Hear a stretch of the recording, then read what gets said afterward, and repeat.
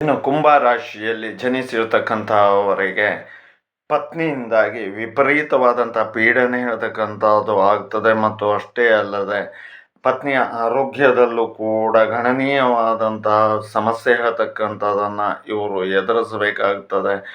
ಮನಃಶಾಂತಿ ಹೇಳ್ತಕ್ಕಂಥದ್ದು ಎಳ್ಳಿನಷ್ಟು ಕೂಡ ಇರುವುದಿಲ್ಲ.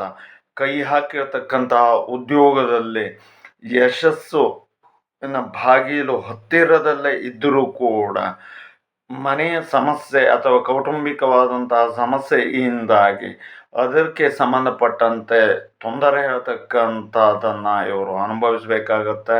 ಜೊತೆಯಲ್ಲಿ ಉದ್ಯೋಗದಲ್ಲೂ ಕೂಡ ಮಾನಸಿಕವಾಗಿ ಒತ್ತಡಕ್ಕೆ ಸಿಲುಕೊಂಡಿರುವುದರಿಂದ ಉದ್ಯೋಗದಲ್ಲೇ ಹೊಡೆತವನ್ನು ಕೂಡ ಅನುಭವಿಸಬೇಕಾಗ್ತದೆ. ಯಾಕೆ ಅಂತ ಕೇಳಿದರೆ, ಕೆಲವೊಂದು ಉದ್ಯೋಗಗಳು ಕೈಗೆ ಸಿಕ್ಕಿದ ತಕ್ಷಣದಲ್ಲಿ ಅದರ ಸಪ್ರಯೋಜನ ಹೇಳ್ತಕ್ಕಂಥದ್ದನ್ನು ಪಡ್ಕೊಳ್ಬೇಕಾಗುತ್ತೆ. ಅಂತಹ ಪಡ್ಕೊಳ್ಳುವಲ್ಲಿ ಇವರಿಗೆ ಹಿನ್ನಡೆ ಹೇಳ್ತಕ್ಕಂಥದ್ದು ಆಗುವ ಸಾಧ್ಯತೆಗಳಿರುತ್ತೆ. ಇದಕ್ಕೆ ಸಂಬಂಧಪಟ್ಟಂತೆ ತ್ರಿಪುರ ಸುಂದರಿ ದೇವಿಯ ಅನುಗ್ರಹವನ್ನು ತೆಗೆದುಕೊಳ್ಬೇಕು.